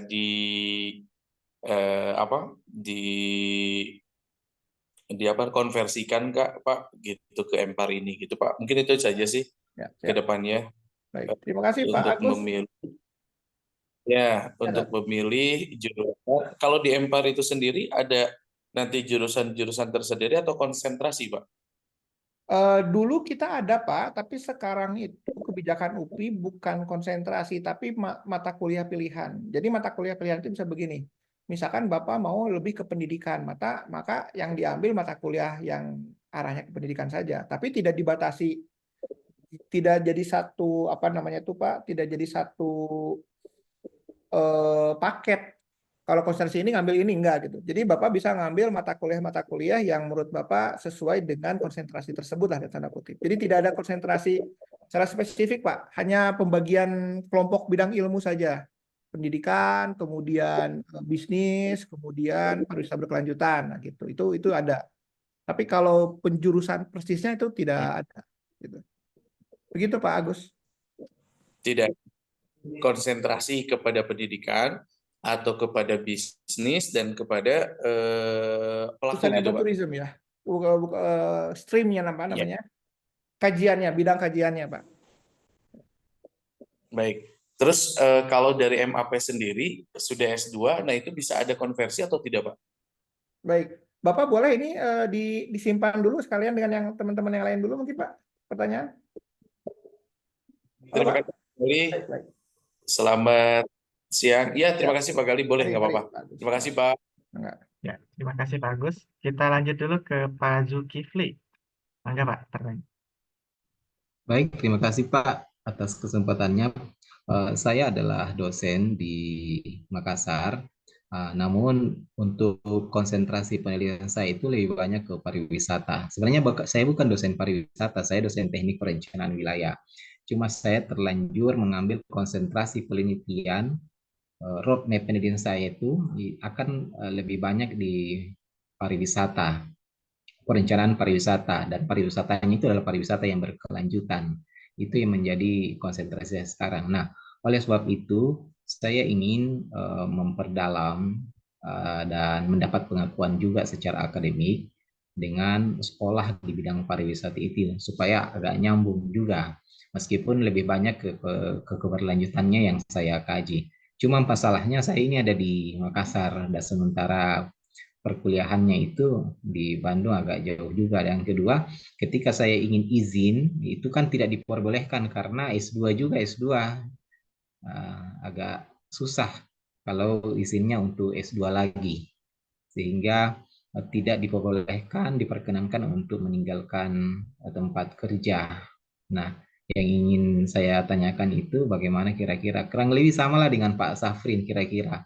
Ketika jalurnya adalah jalur online, sementara diharuskan juga untuk setiap semesternya kita ke Bandung, itu agak kewalahan juga di bidang pembiayaan juga. Apalagi saya nanti rencananya kuliah bukan jalur beasiswa, tetapi jalur mandiri pastinya. Jadi apalagi namanya kesusahannya di situ. Apalagi kan kita tahu PNS kan gajinya berapa Pak untuk menanggung mengcover semua matanya kuliah, pembayaran SPP dengan transportasi yang begitu jauh. Jadi perlu ada kebijakan-kebijakan dan pertimbangan-pertimbangan khusus untuk yang ingin kuliah tetapi dalam bentuk yang lainnya barangkali. Terima kasih Pak. Apalagi penelitian saya itu memang saya sudah konsentrasikan di wilayah itu, wilayah pariwisata. Ya, kasih. Ya. Terima kasih Pak Zulkifli. Terima kasih Pak Zulkifli. Mangga saya beri kesempatan lagi ke Pak John Wilbert. Mangga Pak.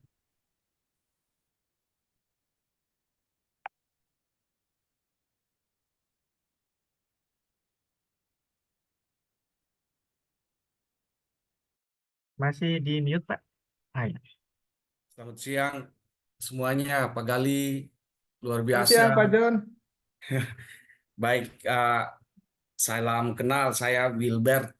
Saya Wilbert, 20 tahun jadi ASN di Dinas Pariwisata di Kabupaten Flores Timur di NTT. Memang basic-basicnya saya tadi mirip-mirip Pak Safrin dari D3 ke S1. Saya juga alumni Udayana dan Pasa. Udayana S1-nya, terus berbakti sebagai abdi negara 20 tahun. Cuman di Dinas Pariwisata saja. Banyak sempat main ke Bandung, banyak teman di STP. Kebetulan ada beberapa kegiatan tentang master plan di wilayah kami. Ada 2 master plan pengembangan pariwisata. Kita kerjasama dengan teman-teman di STP Bandung. Sekarang namanya saya lupa. Kalau dulu masih STP. UPI ini simple. Tadi pagi saya buka IG, terus ada iklan. Terus muncul tentang UPI. Wah, ngopi langsung Nathan nyala gitu langsung saya. Luar biasa. Semua penjelasan dilanjutkan dengan beberapa pertanyaan dari beberapa teman tadi sebenarnya sudah sangat mewakili tentang aktivitas saya sehari-hari sebagai ASN. Apalagi tinggal jauh di NTT, di Flores. Untuk program kali ini mungkin saya telat untuk mau daftar gitu karena memang sudah ada schedule di kegiatan di dinas gitu di tempat saya bekerja, schedule. Pertanyaan saya, dalam 1 tahun itu Pak Gali,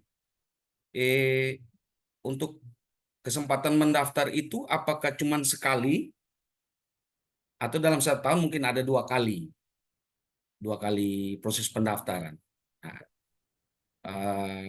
sedangkan yang lain kurang lebih mirip-mirip sama dengan teman-teman yang lain. Terima kasih. Baik. Mas Gali. Terima kasih Pak John. Terima kasih, Baik. Pak John Ini Wilbert. di dalam chat juga ada pertanyaan, tapi setelah ini aja Pak Redo ya. Saya coba jawab dulu yang teman-teman saat ini yang baru menjawab tadi. Mangga, Pak. Ya, baik. Baik, pertanyaan pertama dari Pak Agus Ramdan ya. Jadi Pak Agus itu sudah punya gelar master, kemudian bertanya bisa dikonversi enggak. Nah, konversi itu adalah bahasa untuk program RPL, Pak. RPL itu bahasanya konversi. Jadi kalau mau konversi maka daftarnya ke program RPL. Nah, kita itu belum punya program RPL, belum menawarkan saat ini, baru 2026 tadi kan saya sampaikan gitu ya. Jadi baru dibuka itu kemungkinan 2025 akhir untuk perkuliahan 2026 gitu maksudnya. Jadi yang kita sebut itu adalah program untuk praktisi saja, bukan konversi. Supaya tidak salah Pak ya.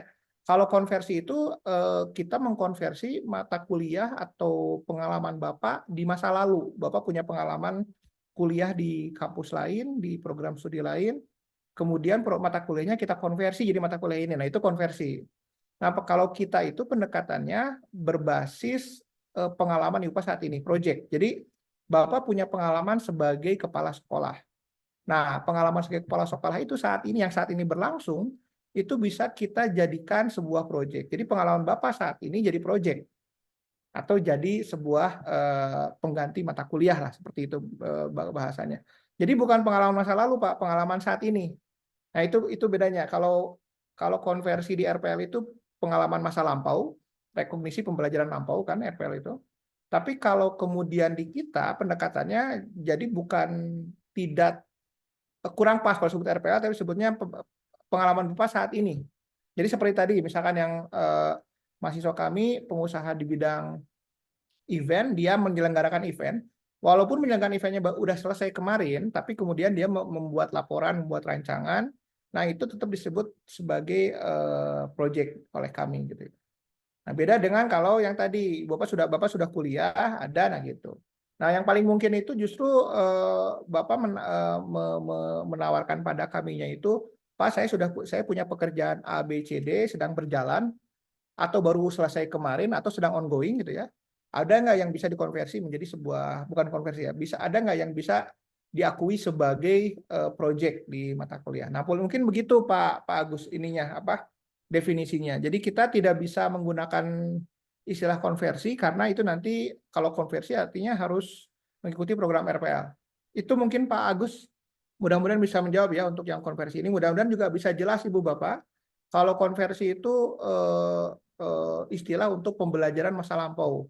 Bapak sudah pernah belajar masa lampau, sudah pernah punya pengalaman, punya rekognisi di masa lampau. Nah, kita akui. Tapi kalau yang di kita pengakuannya yang saat ini sedang berjalan atau baru selesai gitu. Nah, kalau itu bisa kita akui itu jadi sebagai bagian dari baik proyek mata kuliah proyek ataupun mata apa namanya proyek dalam mata kuliah. Nah, seperti itu kurang lebih Bapak.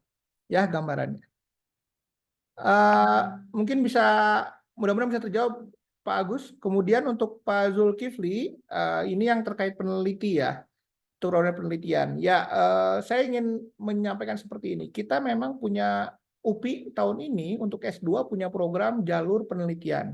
Ya. Tapi sementara ini kita belum memutuskan apakah mau menerima mahasiswa non fast track untuk di jalur ini. Jadi kami punya rencana itu untuk mahasiswa jalur penelitian itu di awal akan hanya menerima mahasiswa mahasiswa fast track saja. Mahasiswa S1 kami yang ingin studi lanjut, itu kita akan pilih beberapa yang memang suka di penelitian, kita ambil jadi mahasiswa peneliti. Itu pertama Pak. Saya tidak tahu apakah itu bisa sesuai dengan pertanyaan Bapak atau tidak gitu ya. Nah kemudian untuk permintaan tadi full online, sekali lagi nih sudah saya sampaikan juga sebelumnya bahwa kebijakan yang tadi saya sambil share lagi ya Ibu Pak.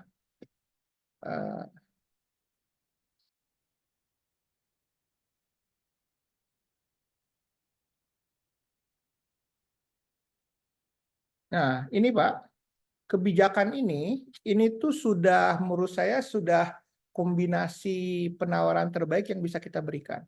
Kita sekali lagi tidak bisa full online. Kalau kita bicara full online, maka begini Ibu Pak, kami harus mempersiapkan LMS. Nah, LMS itu kalau kita punya 15-16 mata kuliah itu tidak akan bisa kita selesaikan semester ini. Ya, tidak bisa. Jadi kalau kita bicara daring atau online, maka ya atau asinkronus, maka berarti harus semua mata kuliahnya berbasis LMS. Nah, saya bisa sampaikan sekarang kita tidak siap untuk seluruhnya berbasis LMS.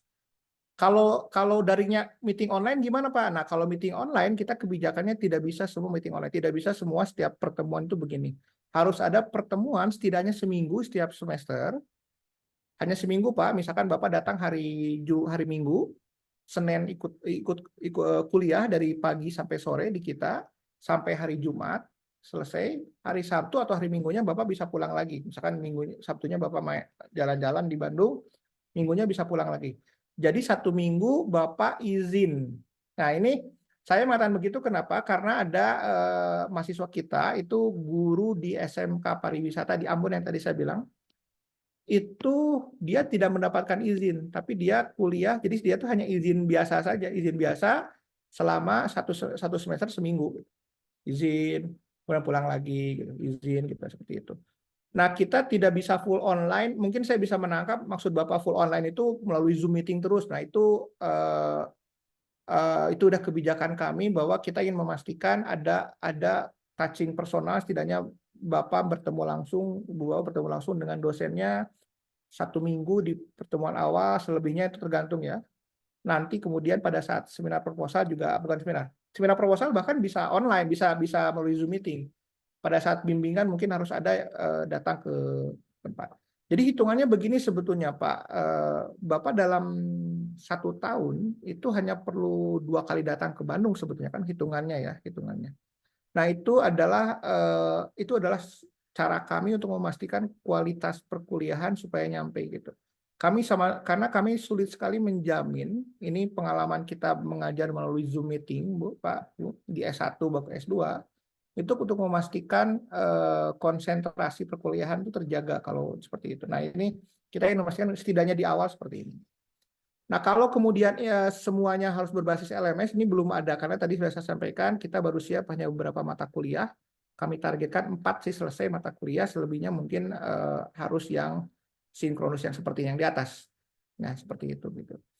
Jadi kalau semua ke Zoom meeting sepertinya tidak bisa, Pak, tidak mungkin ya. Jadi ini apa namanya cara kami untuk memastikan kualitasnya. Mungkin Ibu Bapak tahu di beberapa kampus ada yang full Zoom meeting. Nah, kita kebijakannya tidak. Termasuk ini yang dari prodi ya. Dari saya sebagai ketua prodi saya mempertimbangkan bahwa untuk perkuliahan itu memang harus begini gitu. Dan dari UPI-nya sih sebetulnya mintanya memperbolehkan ini Pak, asinkronus, tapi kita kan tidak siap semua mata kuliah gitu. Ya, seperti itu. Mungkin begitu Pak untuk tadi pertanyaannya. Sebentar saya cek lagi ada pertanyaan lain nggak? Ya, susah untuk izin itu tadi Pak. Jadinya kalau ada teman kita yang nggak dapat izin, jadinya ya izin biasa gitu, 1 semester seminggu gitu. Saya tidak tahu ya bagaimana nanti prosedurnya di kampus Bapak. Mungkin seperti itu yang bisa saya sampaikan. Nah, kepada Pak John Wilbert, ya kesempatan mendaftar itu kapan? Biasanya kita buka setahun 2 kali Pak. Bulan sekarang ya, untuk perkuliahan September, dan nanti November untuk perkuliahan Februari gitu ya. Tapi kalau kemudian ternyata pendaftarnya melebihi kuota kita itu adalah sampai 2 kelas masing-masing 20 orang. Jadi 20 kali 2 kelas. Kalau sudah melebihi itu, maka kemungkinan kita tidak akan buka di Februari. Begitu Pak. Jadi ya gimana? Kalau bilang bisa ya tergantung yang mendaftar berapa banyak gitu, yang daftar dan masuk gitu. Gitu mungkin Pak John. Kalau memang tidak mencapai kuota, maka insya Allah kemungkinan kita akan buka lagi di bulan untuk Februari ya. Maksudnya kalau tidak mencapai 40 ya. Ya kita sebetulnya biasanya di kisaran 20 sih mahasiswa Pak. Biasanya mahasiswa di 20. Begitu mungkin Pak Redo. Ya, terima kasih Pak Gali. Ini ada satu lagi Pak, Ibu Sri Silakan. Nurhayati Ini ya. juga ada mahasiswa ini ya, dari mahasiswa pendidikan pariwisata ya, Eldon ya. Ya. Saya jawab aja yang tentang fast track untuk Eldon dulu. Ini untuk Eldon, untuk pendaftaran fast track belum dibuka Eldon. Jadi ini khusus untuk pendaftaran non fast track. Ini Eldon ini mahasiswa saya di S1 pendidikan pariwisata. Jadi untuk yang fast track belum dibuka, nanti baru dibuka mengikuti ketentuan dari UPI. Biasanya bulan Juni ya. Harusnya sekarang sudah ada informasi. Tapi nanti saya tanyakan lagi ya Eldon ya. Makasih. Silakan Pak Edo. Ya, baik. Mangga silakan Pak Ibu Sri Nurhayati. Izin Pak mau bertanya, saya Sri Nurhayati. Kalau misalkan di UPI ini bisa nggak ya Pak kalau untuk penerbitan surat pembelajaran jarak jauh dari Dikti yang menyatakan bahwa kampus UPI Pascasarjana ini bisa untuk pembelajaran jarak jauh. Soalnya problemnya kalau misalkan di saya itu, jadi kalau kami ini kan nanti kalau misalkan tugas belajar yang biayanya sendiri, nah itu dari BKD sendiri itu membebas tugaskan kami dari jabatan, sehingga kami tidak mendapatkan tunjangan kinerja. Sedangkan sayangkan kan dengan sistem UPI yang sekarang blended learning ini, udah bisa online maksudnya. Jadi syarat dari BKD tadi, untuk ada peraturan bupati juga mengharuskan ada dari Dikti yang menerbitkan bahwa si UPI Pascasarjana ini bisa melakukan pembelajaran jarak jauh. Sekian Pak, terima kasih. Baik, terima kasih Bu Sri Nurhayati. Izin saya jawab ya. Jadi pertama Bu Sri, untuk pembelajaran jarak jauh itu kebijakan yang kalau di kita itu berlakunya sampai awal tahun ini. Jadi awal tahun sebelumnya memang masih begitu. Jadi kalau kita mau membuka pembelajaran jarak jauh harus dapat izin dari Dikti. Itu satu ya, Bu. Jadi yang boleh membuka izin jarak jauh itu terbatas di Indonesia karena sebagian besar prodi izin kuliahnya ya UJ offline gitu. Kalau tidak salah itu hanya universitas terbuka yang punya izin terbuka jarak jauh itu, dan yang mana gitu ya. Nah, tapi itu aturan yang dulu Bu Sri, yang saya pahamin dulu. Yang sekarang itu aturan nomor berapa ya? Nanti saya berikan aturannya, Ibu. Saya share. Ibu tinggal WA aja ke nomor WA-nya, nanti berarti saya akan ngasih ke itunya ke sana ya. Ada aturannya. Intinya, terutama untuk PTNBH, kita boleh membuka perkuliahan jarak jauh. Jarak jauh di sini itu daring ya, yang seperti tadi ya, daring. Jadi kita itu boleh 100% daring tapi LMS. Nah, ini yang saya sampaikan, Ibu Pak. Jadi daring ini bukan daring seperti ini yang kita lakukan sekarang. Zoom meeting ini bukan daring dalam definisi pendidikan. Bukan apa yang dimaksud dengan tatap muka. Zoom meeting ini bukan daring gitu. Cuman medianya saya pakai Zoom meeting gitu. Kan bisa saja begini, kita di ruangan yang sama tapi pakai Zoom. Nah, kan seperti itu. Nah, seperti itulah kurang lebih kondisinya ya. Nah, daring itu dalam konteks pendidikan itu harus dalam bentuk LMS. Jadi bentuknya LMS. Nah, kalau bentuk LMS, maka UPI boleh, 100% LMS itu boleh. Jadi seluruh mata kuliah kita LMS itu boleh. Artinya semua boleh berbasis LMS. Artinya boleh daring kan kalau begitu kan. Nah, hanya izinnya kita bukan dari Dikti, karena kita PTNBH, itu dari rektor. Jadi nanti saya sampaikan juga kebijakannya itu, kebijakan rektornya, bahwa boleh kita itu menerbitkan baik sebagian dari pertemuan mata kuliah atau sampai seluruh mata kuliah itu boleh daring. Boleh LMS, berbentuk LMS ya, supaya tidak repot gitu ya. Nah, tapi itu kan berarti izinnya bukan dari izin Dikti ya, karena Dikti sudah membolehkan, aturannya sudah ada. Nanti landasan aturannya juga bisa saya berikan sih, Bu. Jadi saya bisa paham mungkin itu adalah kebijakan yang dulu yang prodinya adalah prodi daring. Karena dulu memang ada begitu, Pak. Ada prodi daring, prodi jarak jauh, prodi ini gitu. Sekarang enggak gitu. Nah, itu mungkin ya saya bisa paham posisinya Bu Sri. Biasanya kalau kebijakan kan agak lama diterapkannya di daerah ya. Maksudnya jangan kan di daerah, di kami juga di pusat juga seringkali agak perlu waktu gitu. Nah, apakah mungkin dari dinasnya bisa memahami itu agak sulit juga. Tapi nanti kebijakannya bisa saya berikan, bisa mungkin untuk pertimbangan aja Bu Sri gitu. Mungkin begitu, Baik, Bu ya. Pak. Ya. Bisa nambah sedikit, Pak? Silakan Pak Safrin. Ya, makasih Pak Gali. Ya, sebenarnya saya mewakili harapan besar teman-teman, terkhusus ini yang PNS. Mungkin sama juga dengan teman-teman karyawan swasta yang harapan besarnya untuk meningkatkan pendidikannya. Bisa nggak Pak Gali bikin terobosan UPI gitu, untuk Universitas Pendidikan? Ini khususnya di Magister Pariwisata. Ya, kami alumni pariwisata yang kami juga bekerja sudah sekian tahun ini di pemerintahan di bidang pariwisata.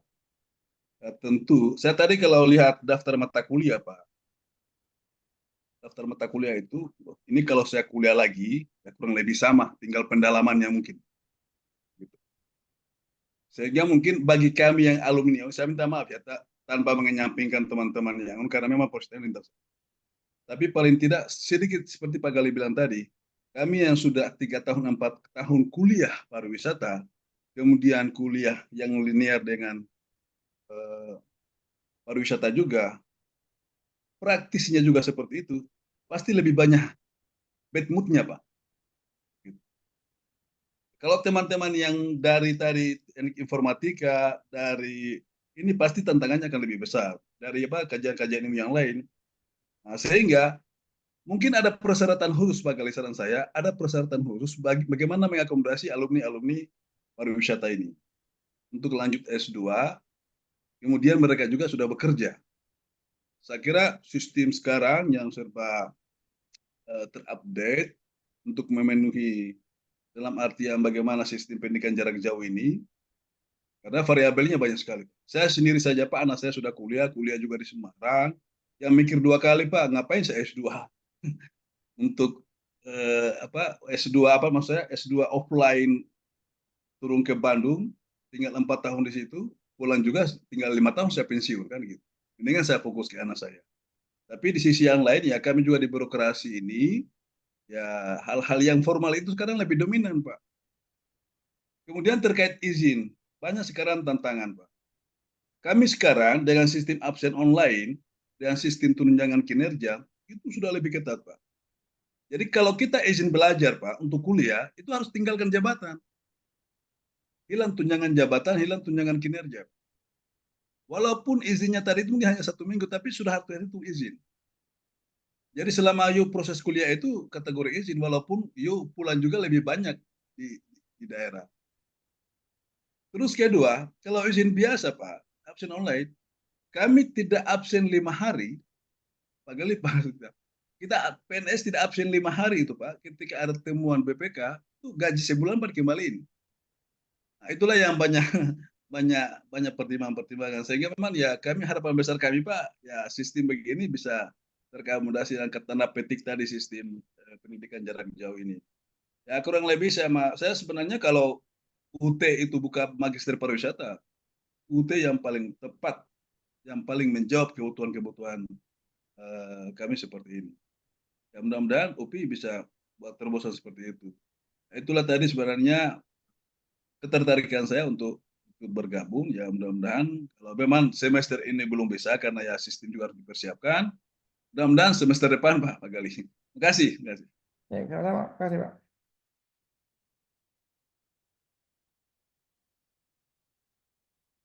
Baik, ini ada beberapa pertanyaan sekalian saya respon ya. Ini izin Ibu Sri, ini saya baru menemukan linknya, silakan dibaca ya. Ini adalah link yang peraturan landasan dan yang dari UPI-nya, silakan dicek ya bahwa saya share di chat ya dalam bentuk Google Baik. Drive. Mudah-mudahan bisa dibuka sih, mudah-mudahan. Ya bisa kayak Ya. gitu. Ya. Itu landasan aturannya, nanti silakan dipelajari. Ya sekali lagi begini, saya bisa paham kalau biasanya ini kan baru turun kemarin ya, belum lama ya, belum lama. Jadi biasanya perlu waktu untuk bisa diterapkan. Tapi dari kami ya seperti itu. Jadi tidak mungkin meminta surat informasi izin dari Dikti bahwa kita kampus jarak jauh karena udah ada kebijakan itu, Pak, Bu. Jadi malah lucu kalau kita PTNBH sudah boleh bergerak gitu ya, tapi masih minta surat juga gitu. Jadi itu mungkin yang perlu saya sampaikan. Kemudian untuk Pak Safrin, izin saya merespon Pak Safrin bahwa apa yang kemudian kita tawarkan saat ini, yang saya presentasikan tadi gitu, itu justru juga salah satunya untuk merespon permintaan dari teman-teman gitu, dari banyak yang kemudian Pak bisa nggak, awalnya kan hanya awalnya 2 minggu Pak, semester awal dan semester akhir itu block mode itu gitu. Tapi kemudian kita paham, kita padatkan dan kita ada kebijakan baru yang bisa daring itu, makanya kita percepat gitu ya. Nah, kalau untuk full, sekali lagi ini tanpa mengecilkan teman-teman di kampus lain, mungkin salah satu pembeda kita adalah justru kita ingin tetap ada offline untuk adanya diskusi seperti ini. Saya juga mengajar Pak di salah satu kampus lain dan yang full online. Ngajarnya malam dari jam 7:30 sampai jam 9 malam. Setiap 2 hari sekali.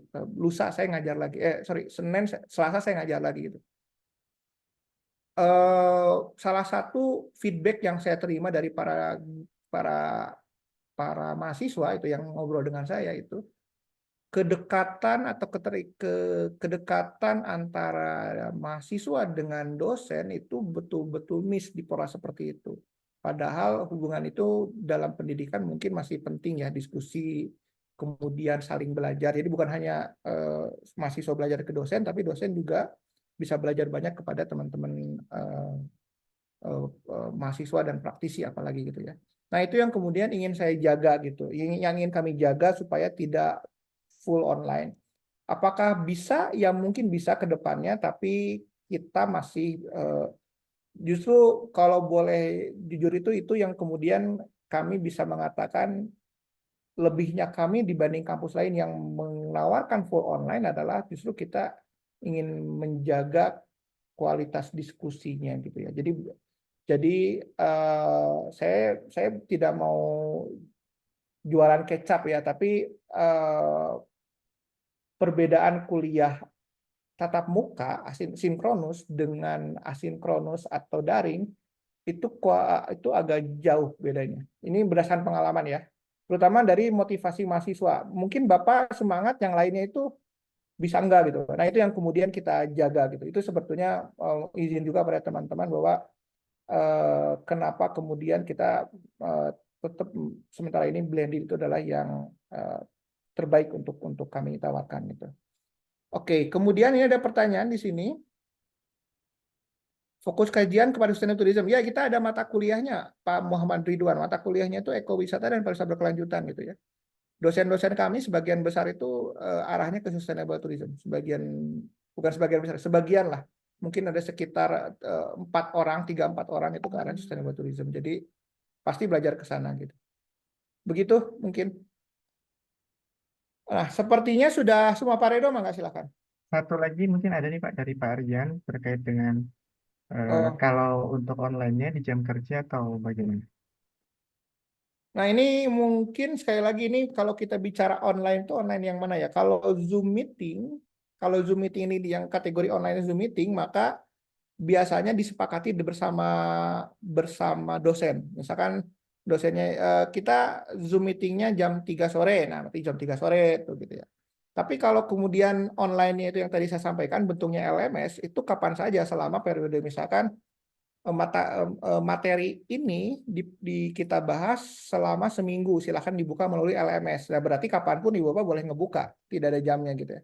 Saya menduga yang Pak Rian atau Ibu Rian sampaikan itu online-nya itu adalah Zoom meeting seperti ini ya. Nah, kalau Zoom meeting seperti ini yang ditanyakan berarti tergantung pada diskusi antara mahasiswa nanti dengan dosen gitu.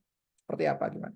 Ada jadwalnya, biasanya mengikuti jadwal, misalkan jadwalnya itu sudah terjadwal hari Senin jam 1 siang. Nah, berarti Senin jam 1 siang gitu ya. Tapi kemudian kalau ada kesepakatan, misalkan Bu boleh nggak digeser jangan hari Senin. Nah, itu bisa juga dari mahasiswa. Asal kesepakatan bersama. Mungkin begitu, Pak Redo. Ya, baik. Terima kasih Pak Galih. Saya rasa kita juga sudah pukul 11.48. Mohon maaf, sudah 48 menit ini dari targetnya Pak Galih. Tapi luar biasa antusias dari Bapak Ibu sekalian. Terima kasih yang telah hadir. Kita cukupkan mungkin Pak Galih sesi pertanyaan. Mangga, siap. Ya, Cukup. terima kasih sekali lagi Bapak Ibu. Kita cukupkan untuk sesi pertanyaannya dan juga sesi open house ini. Mudah-mudahan Bapak Ibu bisa memberi yang disampaikan Pak Galih bisa memberikan informasi dan juga insight baru terkait program Magister Pariwisata. Terakhir, kita sesi foto bersama dulu Bapak Ibu. Boleh izin diaktifkan dulu kameranya untuk kita ambil fotonya.